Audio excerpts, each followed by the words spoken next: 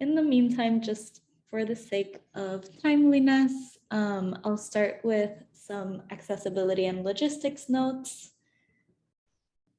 And just as a reminder, this is the third session in our new monthly meeting series called Nourishing Feminist Advocacy, Collective Learning Series, Collective Learning Sessions. If you could turn to the next slide, Shanaz.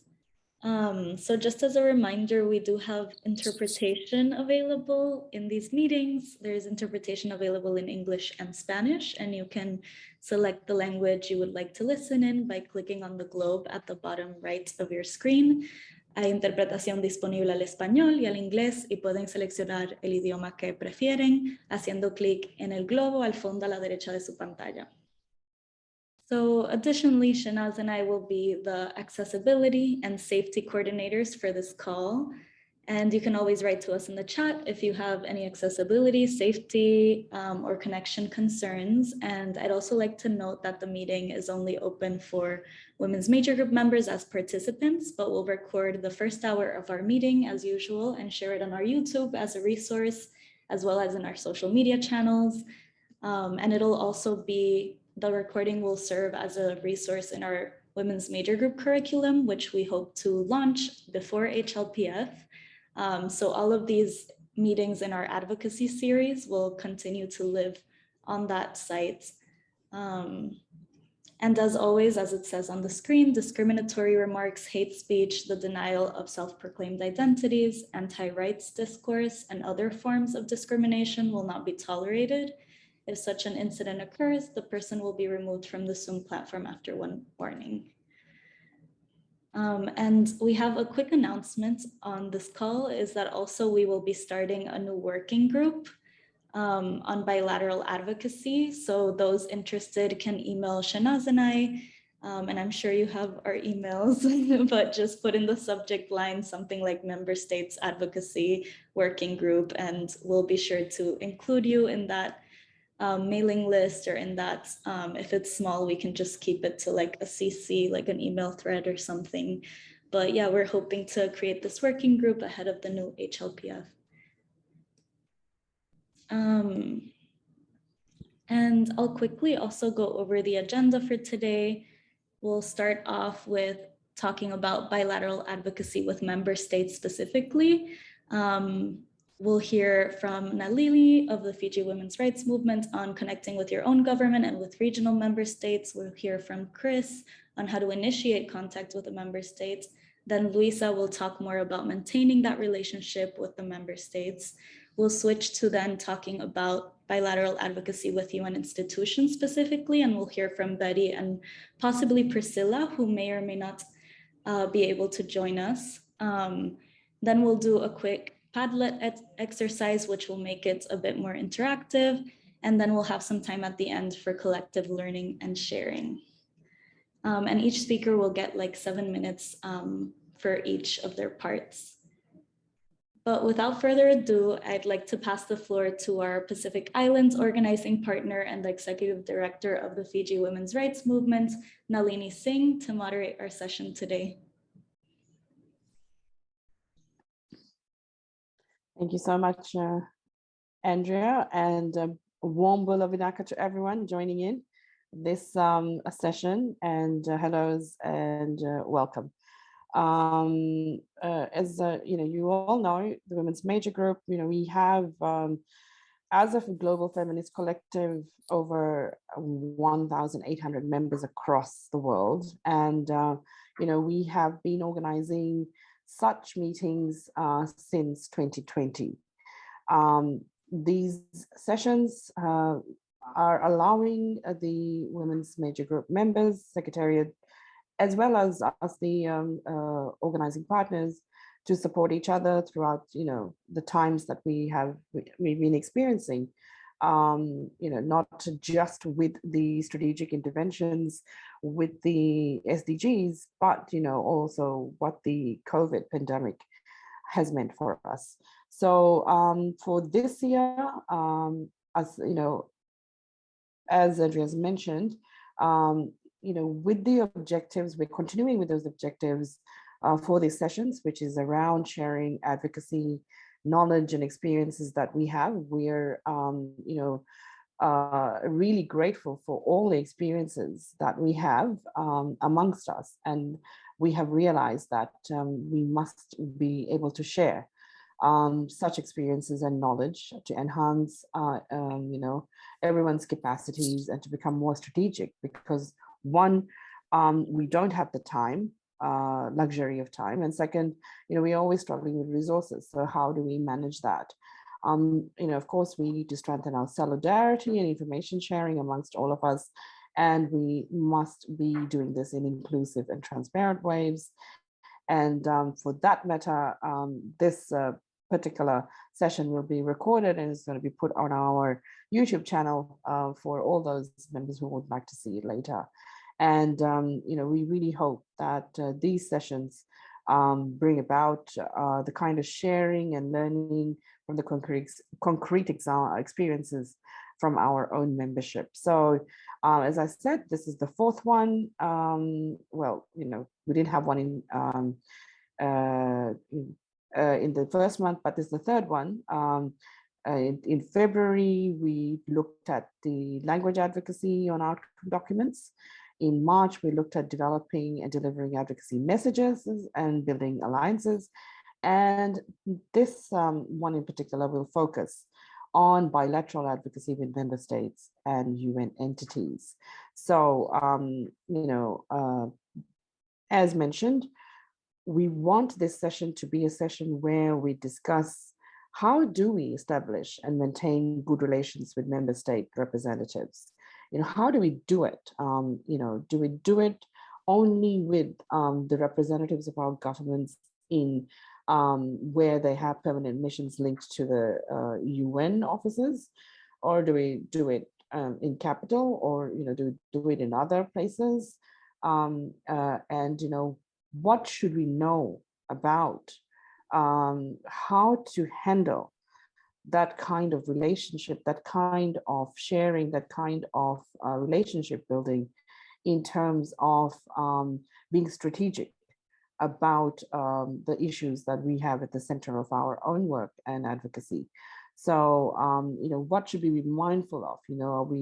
We're talking here about power dynamics. We're talking about, the power dynamics our own countries might have with others in the region and globally. How do we negotiate that? And without compromising on what our agenda points are as well, because we are, after all,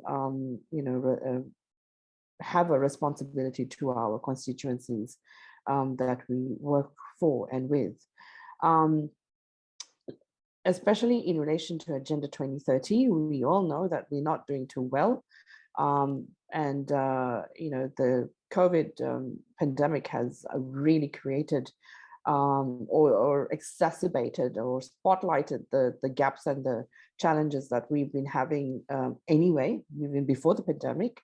And so, what does, bilateral relationships mean and look like now? What does the historical alliances and the antagonists and the pro, civil society relationships mean? So we will to address all of this and more with the speakers that we have lined up to share from their own experiences, as well as exactly in terms of what is happening now. So I'm taking the moderator's prerogative as well, because I am also sharing from my experience. As Andrea explained, I am from the Pacific. I'm from Fiji and the executive director for Fiji Women's Rights Movement. And we have recently taken on the organizing partner role for the Pacific Small Island States. It's a unique region, so many, over 20 different states spread over a vast blue ocean, and and really struggling at the moment in terms of of course the climate crisis, as it is the COVID pandemic, and everything else that goes in between all of that, including the war that is happening between Russia and Ukraine, because it's had the interlinked, repercussions on the way we are now trying to survive everything that's happening. So that's the backdrop for all the, I would say, commitments to that our government has signed on to, including the SDGs and the space for civil society, and how have we negotiated with that. So to be very honest, the women's rights movement, including my organization, far stretched, because there's so many issues that we've been grappling with, including looking at the international commitments that our governments have signed on to. It's been a real struggle. For us here in Fiji, it's an elections year, so everything is super sensitive, and it's becoming a hotbed in terms of trying to look at the issues from a point of view of from women and girls and the ones that are not included in any of the discussions and discourse. So our experience in terms of engaging with the government, with my organization, the Fiji Women's Rights Movement, because we are a research advocacy organization that is, our key areas of work includes a reform in the legislative policy and institutional structures, that and the fact that we put a gender lens, a gender analysis to almost every policy legislation that the government brings about, puts us into a little bit of a unique situation as to how we interact with government. One is that our government's interaction with civil society is minimal. We are mostly taken in as rubber stamps, and we are asked to be much more supportive, and they would like to see us not being critical. The accountability element of that is not necessarily very well welcomed. However, we, in terms of working with the government, are quite clear with the positions we take, in the sense that, where needed, we will provide the support, but at the same time, we will hold you accountable. And that has, for us here in Fiji, when Fiji reported for the first and the only time a few years ago at HLPF, with their VNR, and I know that that the representatives from our government were quite annoyed when I asked 3 questions of them in the forum when they presented their report. And these were critical questions around where is the meaningful participation, what is actually happening, and to the resources that they are garnering in the name of the people, for adaptation and mitigation, huge climate investments happening. And, so where exactly is that going, and, who's on the table when that comes, to decision making. So I know that those questions were noted, and, the representatives were not too happy, but, in our bilateral meeting with the representatives, which did not happen in country, the opportunity arose when we were actually in New York.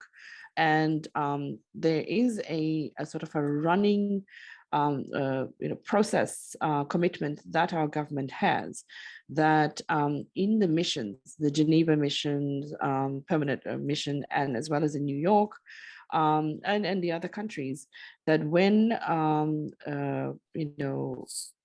Fijian citizens, representatives from civil society are there as part of a global process, then we are always welcome in the permanent missions offices. And a meeting, if we request, a meeting is organized. And if the representatives from a government are there, and if they request a meeting, we are invited into those meetings.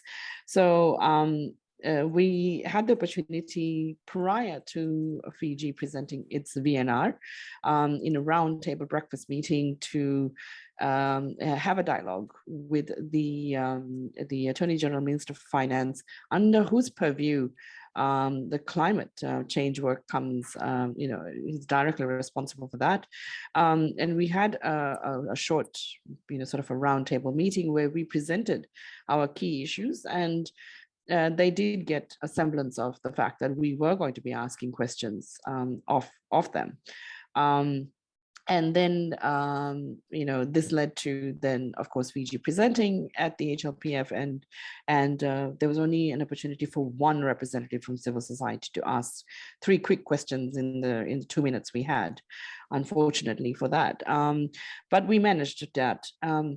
So that kind of interaction was interesting. And it allowed us to have an interface and to give, the government representatives an idea that, yes, we are here, we are watching, we have, we also, an important point here was that in the process of writing the VNR was written by the government itself, by government officers, working in the climate division. They mustered a report up, and in the end had a very wide consultation, wide in the sense in terms of stakeholders. So every stakeholder they could think of, they brought them into a room here in the capital. We had a half-day meeting where certain chapters were given out according to our expertise in areas of work, and we were asked to look at what was being presented, vis-a-vis, because Fiji decided that no, they were not going to follow what that particular HLPF was going to focus on. It was going to present its full report. So we said, fine. So we went and looked at the various goals that we were interested in. We had our roundtable discussions, and we presented our viewpoints in country, and then we didn't know whether our viewpoints would be taken on board, and be reflected in the VNR, because the VNR really didn't say much. It was just talking about, as most countries do, very glowing terms about the work that they were doing. Alternatively, we had done our own shadow report. So that made things a little bit easier in terms of, knowing exactly where we were going. So, having that interaction, the government knowing we don't have the best of terms, but, the government representatives do know that when they need gender analysis and when they need to have expertise from in country, then they call upon us. And as such, we provide strategic advice and input into various processes that the country engages in. So at the moment, we don't know when Fiji is going to be presenting its next VNR. We are hearing all sorts of rumors, but as I said, it's an election year here, so none of that is going to happen. But but civil society, in many ways, are already interacting with the process in country. So that's from our end. And if I have to mention that within the Asia Pacific region, with the regional office that is in Bangkok, Thailand, with ASCAP, the interregional, UN body that convenes such spaces, with the Asia Pacific Forum on Sustainable Development, as the review process, it doesn't really become a review process.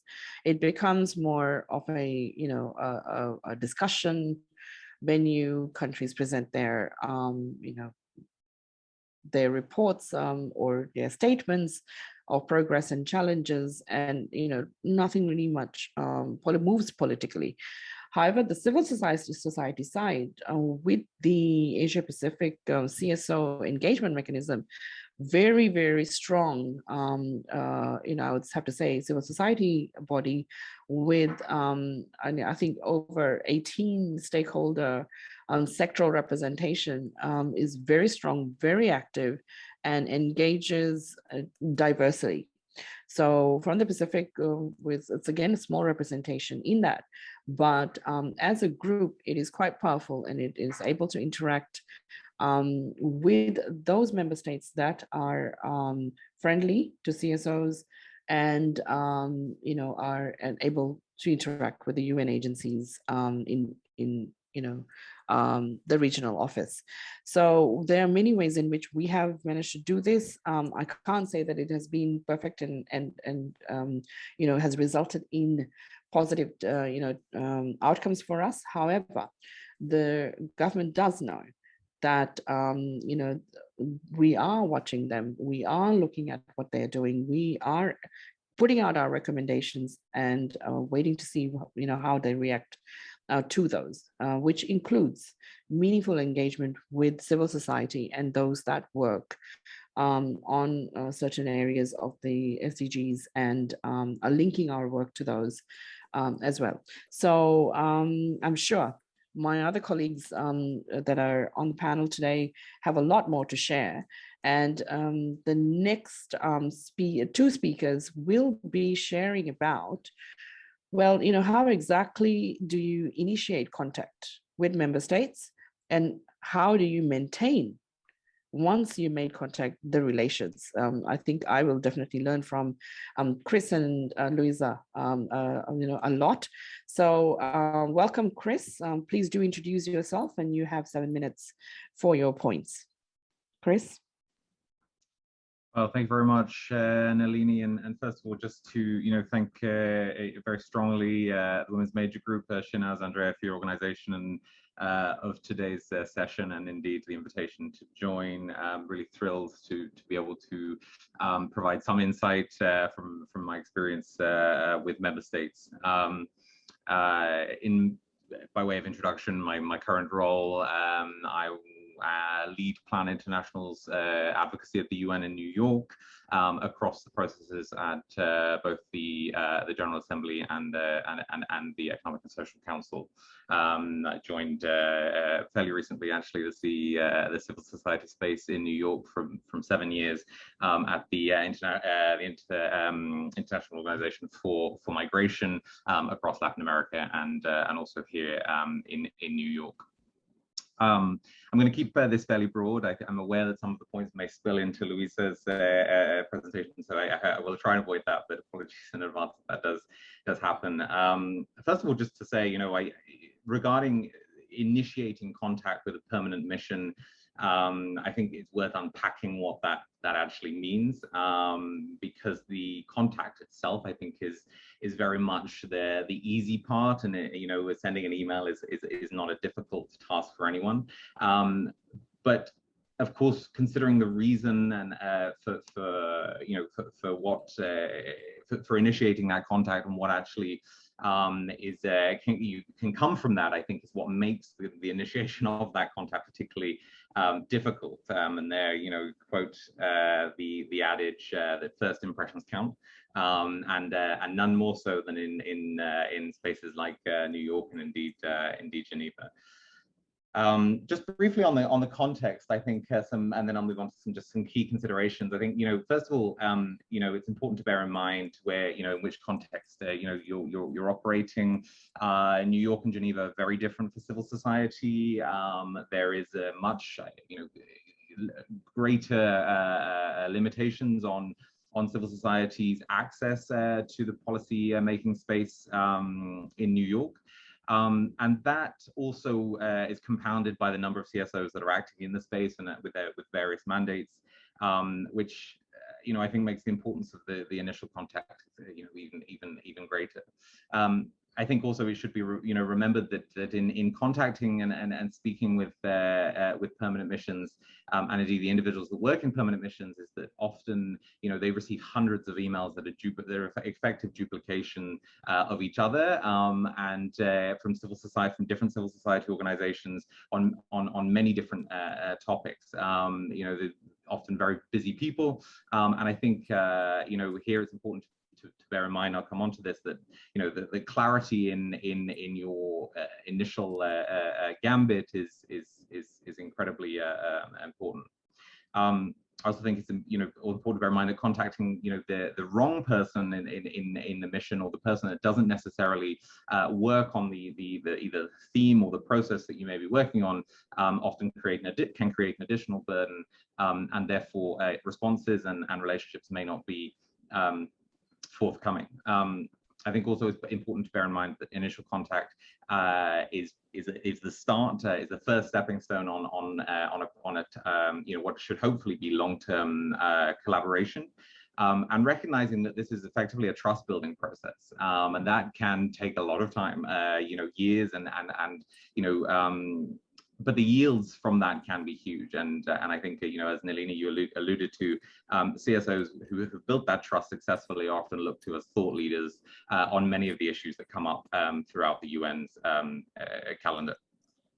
I also think that sometimes CSOs have a reticence to engage because of the power dynamic that can exist. I think that's particularly prevalent in the New York space, where there is almost a hierarchical structure created by the way in which CSOs are I think, often treated, and that makes it even more difficult to make that first contact, considering that there may be power differentials between the civil society and member states. However, I think it's important to emphasize that member states are made up of individuals in the same way that CSOs are made up of individuals, and that the question of humanity is key. I think in so many cases, these individuals are grateful and for the additional expertise, particularly in areas that may be new either to them, or to the UN space.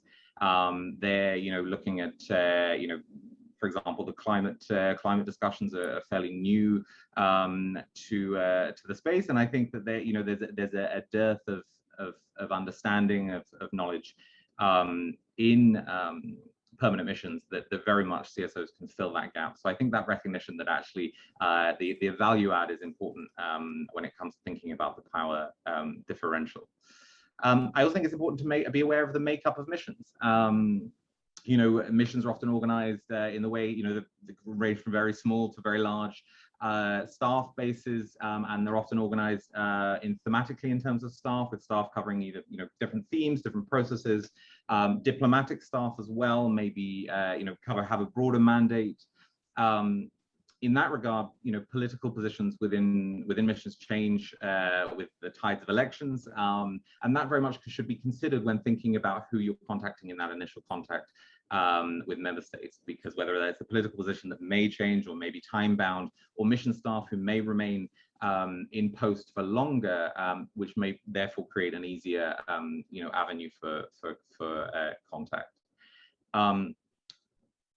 In terms of sort of overall considerations, I think, first of all, in making that initial contact, the objective very much should be considered and defined very concretely. What do you want from that contact? Why are you contacting that specific person? Indeed, why are you contacting that specific mission? Also, thinking a little bit about the approach. If your approach is very much process-based, then the contact may be different depending on whether you're looking to tie, as I say, that contact to a specific UN process, or whether it's more tied to more a longer term sort of relationship building process. And for that reason, your timing, I think, is a really key point. If it is tied to a specific process, I think this will be more prevalent and even greater importance. But certainly, it's important to realize that you want to make sure your timing is correct and fits indeed with the timeline for the process that the permanent mission is engaging in New York. Otherwise, that the yield will be less and certainly maybe not forthcoming at all. Also, think about how approaches and objectives may be different depending on the mission, depending on the individual, and that should be clearly defined before making the contact. Something that Nalini said about sensitivities, I think that's really key, because there are sensitivities and certainly missions act very differently. So that research should be done before making that contact, in order to understand that what you're asking or what you're writing is actually fits in with and will not, alienate it, but instead create a constructive relationship. On the broader point of research, I think, it's important to do the research on the background of the mission of the government, if it's not depending on which government you wish to engage with and which mission, particularly if it's an individual. Also bear in mind any connections there. I think is important to bear in mind that you can relate to, that might encourage a response.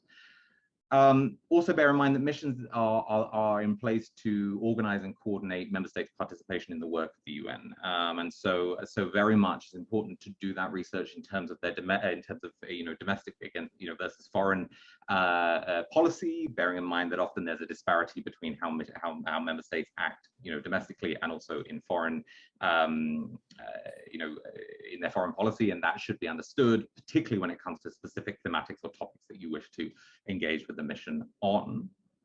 Yes. And that will also help define your objectives and justification. I think also that it also, you have to consider when targeting people in the mission, covering certain thematics, that you may get a response from a more junior member of staff, but that of course may not be the right person to contact, or may not be the right person to go to. Sorry, was there a comment? No, sorry, I thought I had a comment. I think also then, in terms of methods of communication, the email, I think, is one thing. I mean, it's very easy to send a sort of a generic email to a mission email address, but that's more likely than not going to yield what you want it to yield. So first of all, I think your primary go-to is contacts that you already have, that you've made either from your engagement at capital level, or indeed otherwise in other spaces where you've been able to connect with individuals or the mission itself, or your colleagues have. If there is an introduction, that certainly will be an easier sort of entry point to that contact. Okay. Right, Chris, any last points? You've been asked to just speak a little bit slower for the interpretation. Of course, thanks, Nalini. I'll wrap up now. Thank you. Apologies for the speed. But I mean, just to say, on a couple of last points, in regards to methods of communication, WhatsApp is really where the sort of relationships are developed and made, indeed. Particularly when it comes to the negotiations, WhatsApp is negotiations on for various processes. I think WhatsApp is a really key tool with the aim to move to. So if you're able to make that contact via WhatsApp, I think that will be yield often a lot further if there is indeed that pre-made contact.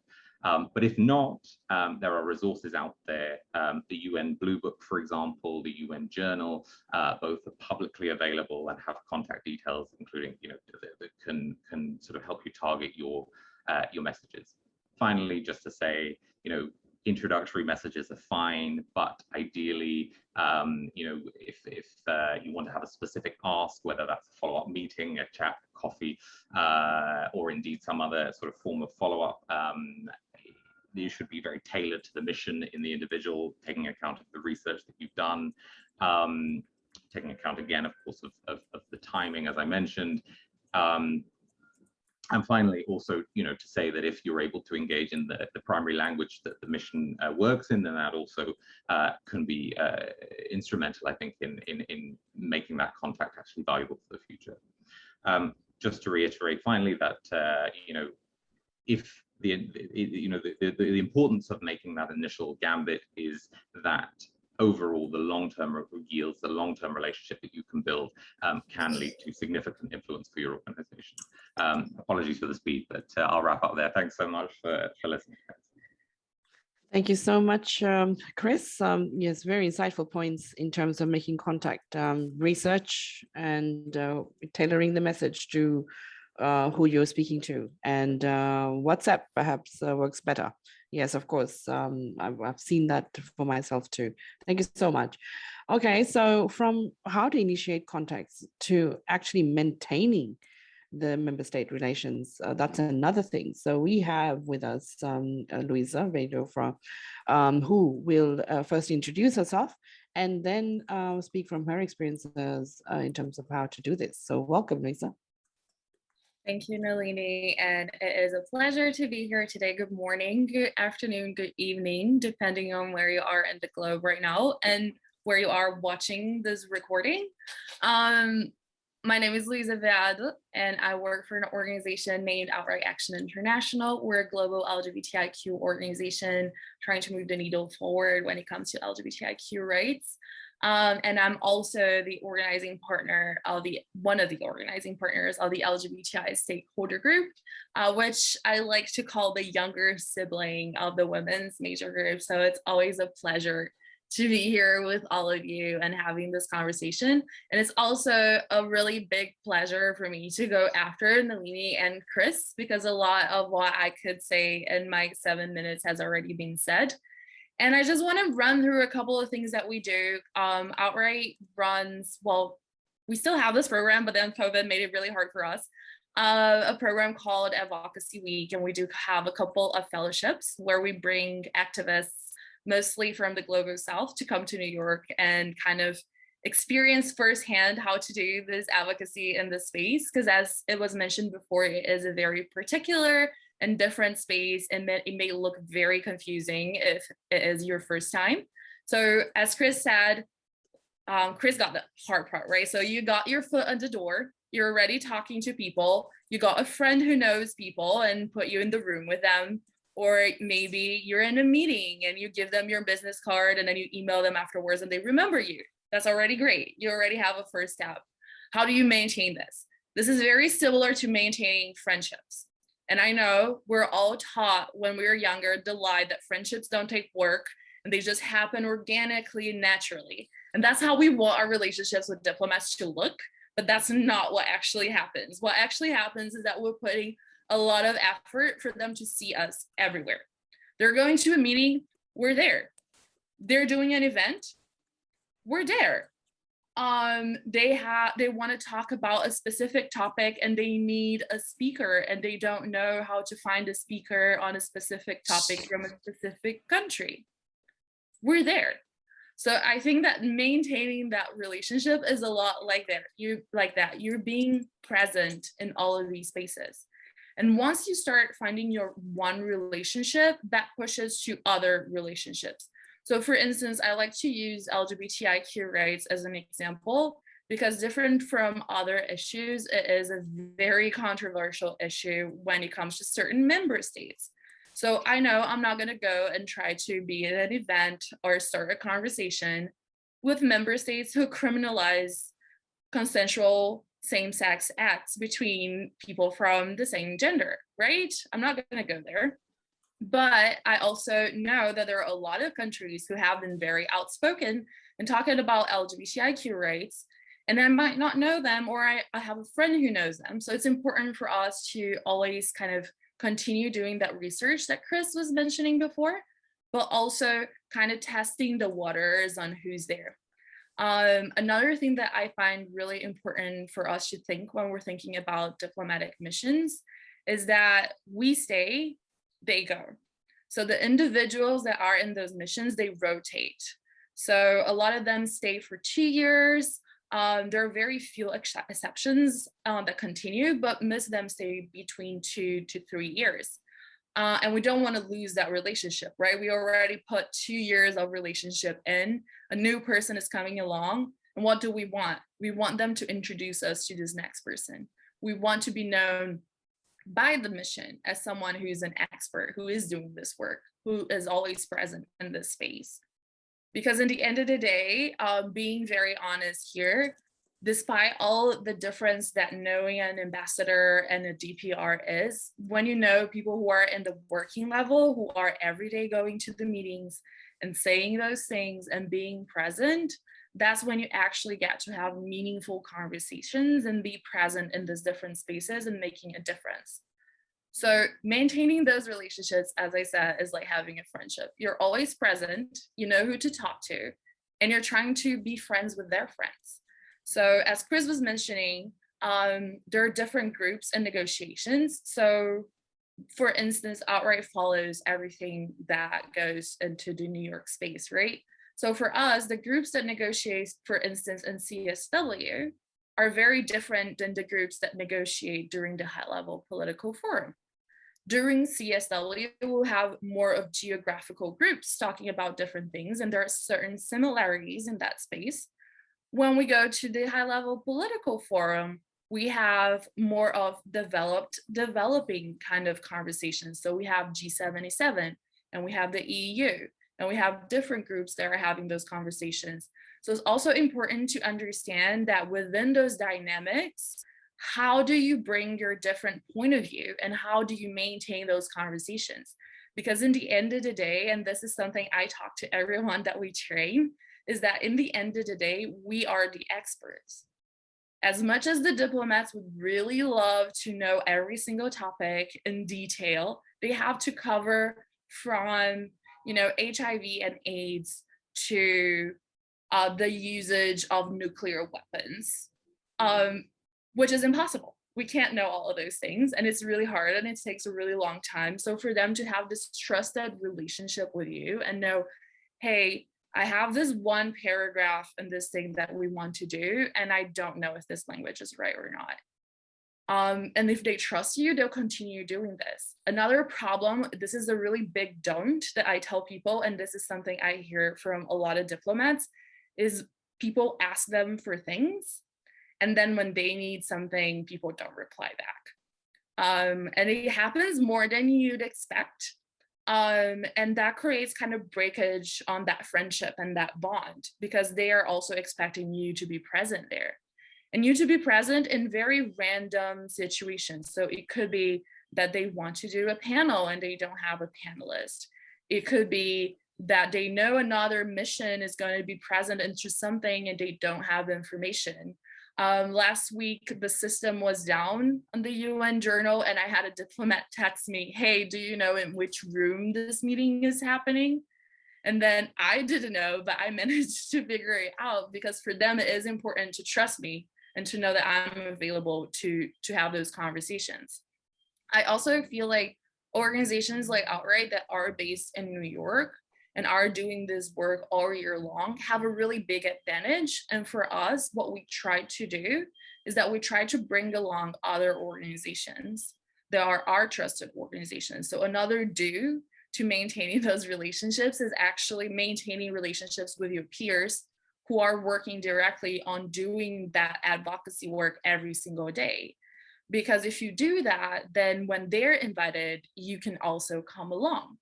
So it's really important to create those synergies. And I say that because I tag along a lot of the women's major groups calls, because sometimes I'm unable to get an LGBTI focused call, but I know we'll have a gender focused call. And our friends from the women's major group are always so nice to let us join in and bring our points as well, because all of our points are, you know, together, we're concentric circles. So I think that all these things are really important on maintaining those relationships, on knowing that, one, you're the expert. And when you're sitting there and you're talking to them, act like the expert that you are, because you're the one who's been working with this on the ground for so many years. So you know what you're talking about. Don't be scared of them. Two, use of all your other friendships. This is a friendship that you're creating. I know it doesn't look like it, but it is. You're creating trust and you're creating bond. And you want these people to also enjoy having you around, because you're bringing information. They're not scared you're going to say something that they don't agree with. They know that you're a trustworthy person. And three, I don't want to say this, but use your friends. They're your friends for a reason. Use your friends to meet other friends. A lot of the times, I know one specific diplomat who covers this one specific topic in a mission, and I'm covering 15 other issues. And I go, hey, I'm sending you this email, and I know this person is not going to reply to me if I send them an email. Could you send an email with this exact same wording that I'm already sending you and introducing me to this person because we already have this relationship. And they would gladly do it because you already created this other relationship with them. So I think it's a lot similar to networking.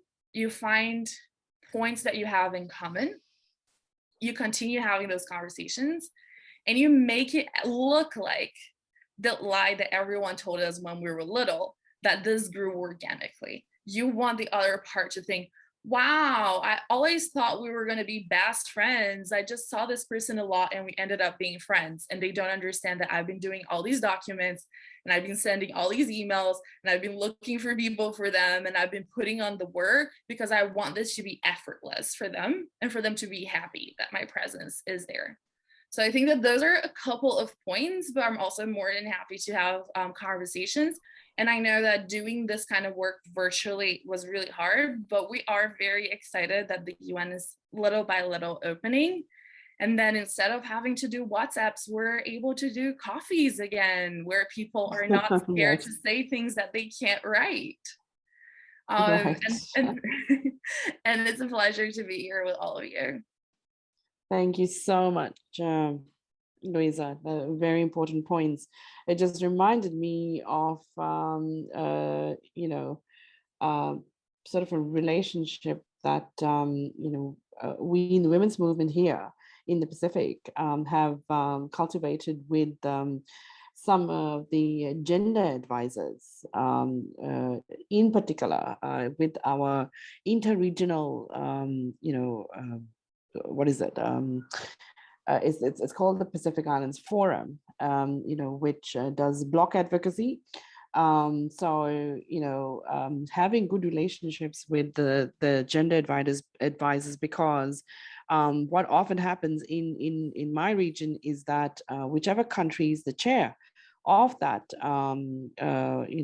of the forum, sort of leads the negotiations, for the bloc, not for HLPF, but for all the other processes.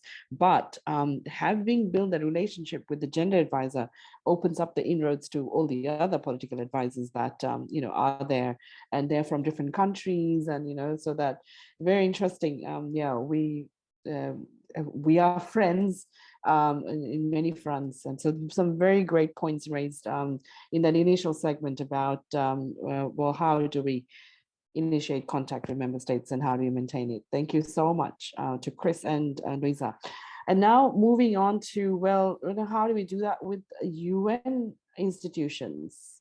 Because they are creatures of their own making, and however each agency sees themselves in the processes. So I would now pass on the platform to Bette from Soroptimist International. Please introduce yourself, Bette, and explain to us, well, how is that done in terms of advocacy with UN institutions, with the focus of you being in New York. Okay, thank you.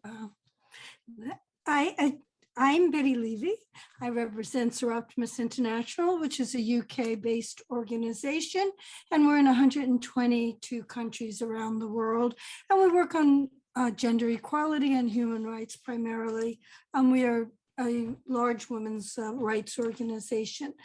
And I became a UN rep in 2012 for Soroptimist, but prior to that, the 40 years before that, I worked for the New York State Office of Mental Health, and I'm a psychologist by education. And I bring that up because I think those skills and my work experience prior to the coming to the UN has made me an effective advocate and able to build some of the relationships we're talking about today.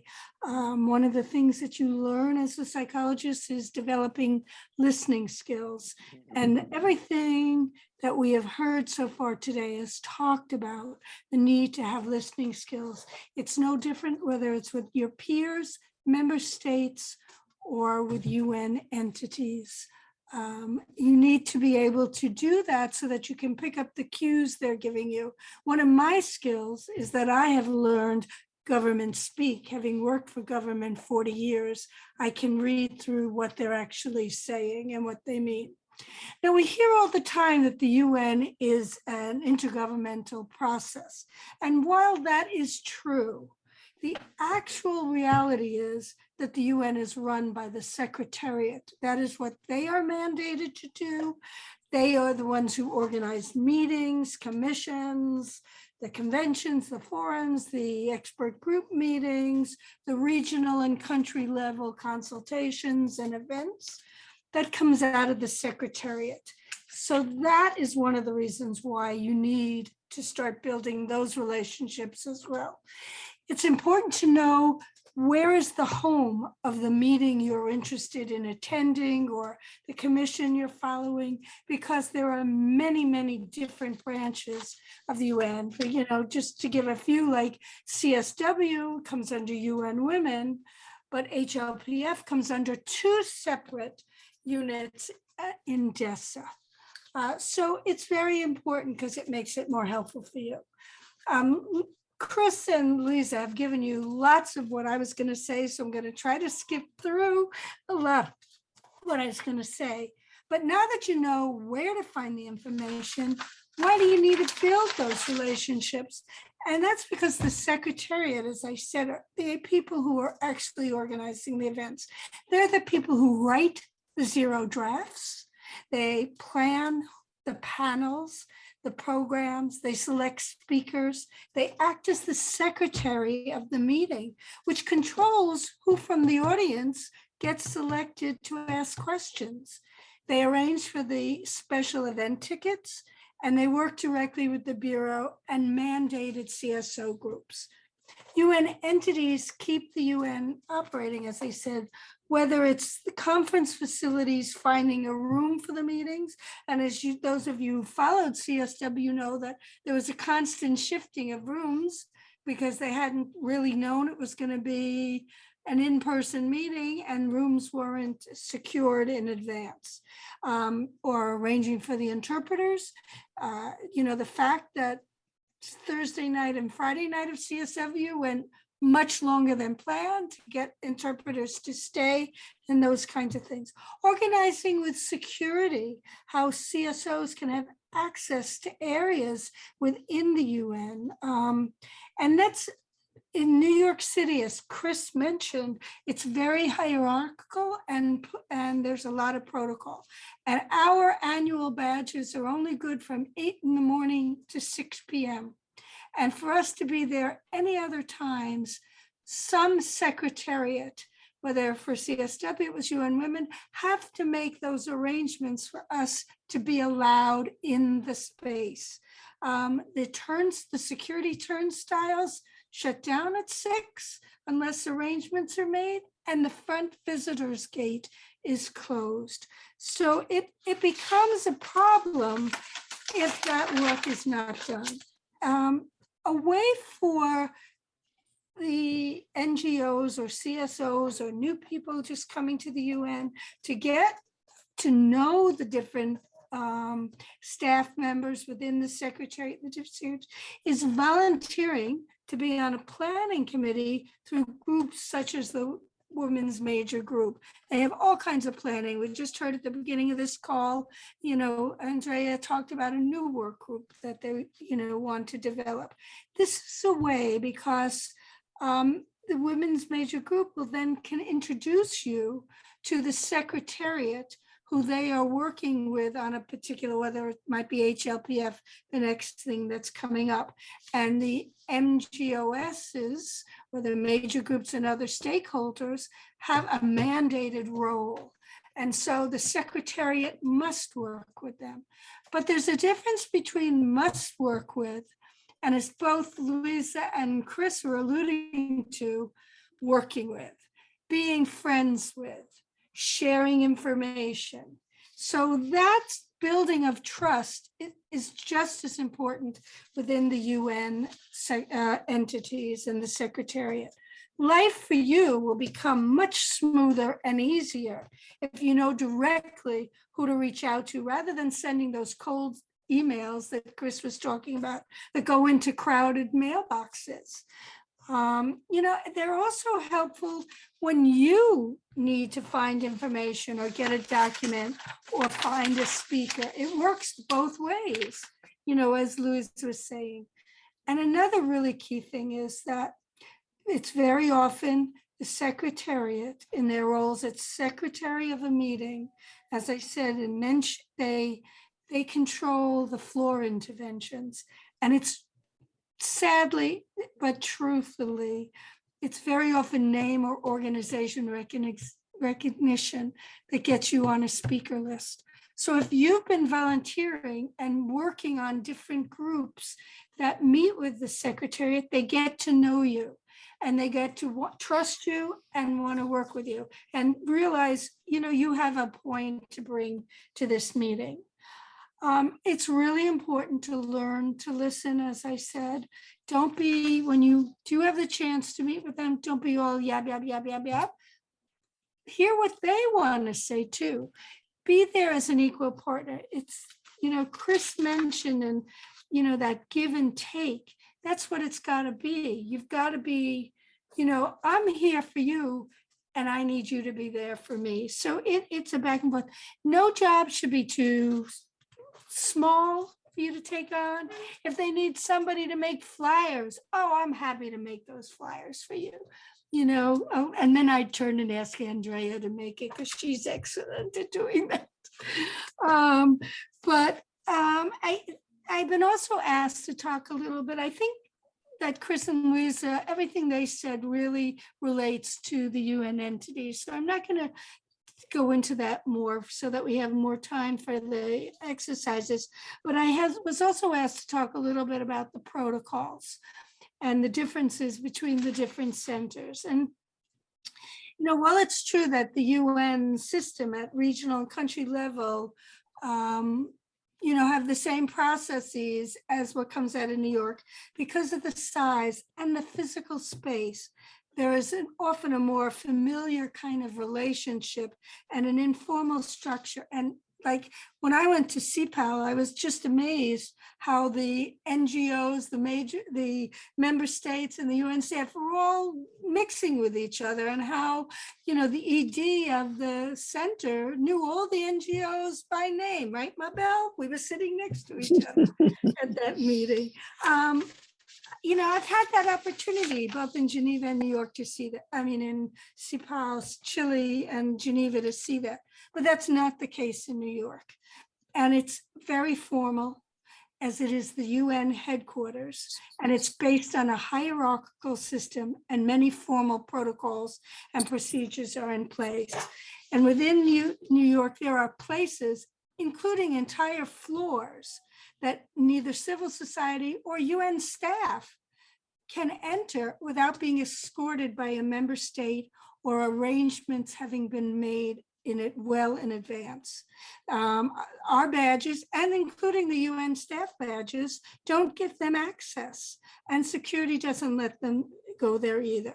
So it makes one feel less connected to the process, which again brings us full circle back to why do you need to build relationships with member states and UN entities? Because honestly, New York UN is a very cold and if oftentimes like non-feeling place. And it's those personal relationships. And I especially liked what Luíza was talking about, counting on your colleagues, working with, Outright, working with, Mabel, whoever it might be. Hey, I know you know somebody. Can you get me a speaker? Can you do this? And it's the same thing for the UN entities. They need that connection too. So as I said, there's many places we can't go.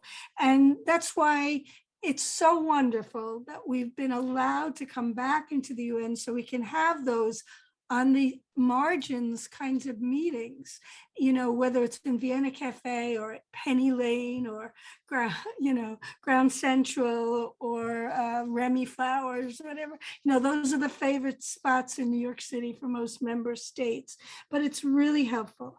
And, my last bit of advice I just want to talk about is, building and keeping a pleasant attitude even as frustrating as it may be at times in New York, and that give and take relationship, it goes very far in the UN system. And I have a bit of humor to share, and this will be my last part, but during CSW on that Friday afternoon, when there was the ever-moving space for the negotiations that went till almost 9 o'clock at night, at one point, they were moved into the GA hall, and we really had no way of getting near the delegates, helping them when they were crying out for help or whatever. So actually, one of Luíza's colleagues reached out to UN Women and asked them, could they arrange for us to go to the delegates lounge on the second floor? And they said yes. And they took us up to the second floor. And of course, the UN's women's badge doesn't work there. So there was like 20 of us, and this poor woman from the UN Women trying to swipe her badge.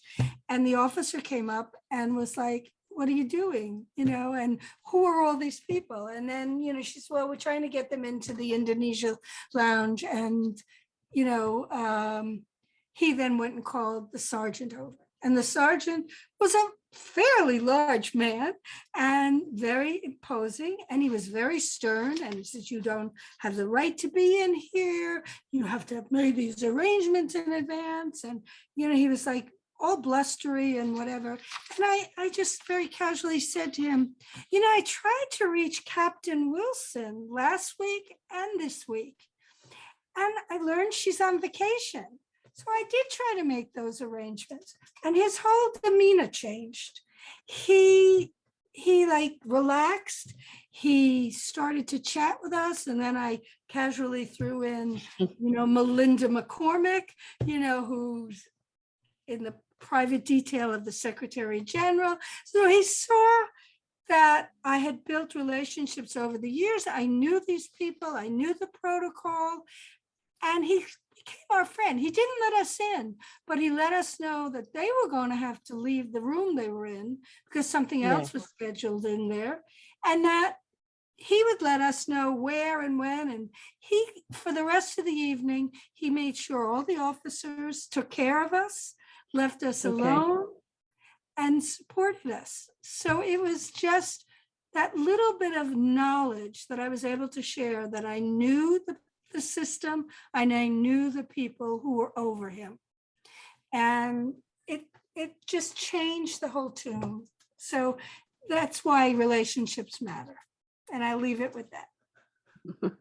Thank you so much, Betty. You're such a joy to have in those spaces, I know, because you seem to know almost everyone. That's a great, Betty's a great person to have on our teams whenever we are there. Thank you so much. We are now going to move into a little bit of an exercise on Padlet. Andrea is going to show us the particular page. But in this exercise, we'd like to take a bit of time to actually mark in what we've been talking about, so this becomes a resource for future. Yes, Shanaz has just shared the link to the page. So we are hoping to mark in what are the do's, what are the things that we need to be careful about or of, and what we don't want to be done. So you can see on your screen that Shanaz has shared with us the page, and let's see how we go in putting some responses on this page. Andrea, if you want to explain a little bit more. Sure. Thank you, Nalini, and thank you to all our amazing speakers and for the participants for staying with us, even though it's late for some of you. I know it's few of us, so the speakers should also feel free to participate as well. And we can make it like a bit of a summary on what we've learned today for those of us who weren't able to join us or who are watching the recording right now in the future. But basically you click on the small plus button under each section that says do's, don'ts, or things to watch out for. And you add there something that you heard from the speakers. For the do's, you can maybe write your best practices. I know those of us as speakers are very experienced. And maybe those who are like, oh, like this is definitely something that I'm taking away that applies to my context, to my organization. You can also add that to the do's. And then don'ts is like bad practices, things you should not do, that you might have heard some of our speakers mention. And then things to watch out for would just be kind of like things to consider that don't necessarily fall into like do's or don'ts, but just things to note. But yeah, we can stay on this Padlet for a few minutes since it's just some of us, and I see Shanaz entering an example right now. And then as you can see now that there's some entries, you can thumbs up some of them. So if you think something is like really important, you can thumb it up. As Shanaz just did on the screen.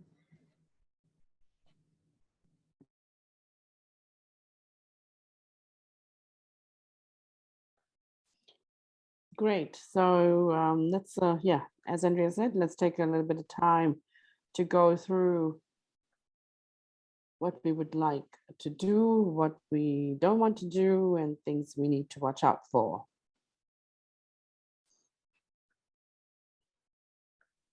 Feel free to share out loud also, and we can type it in for you.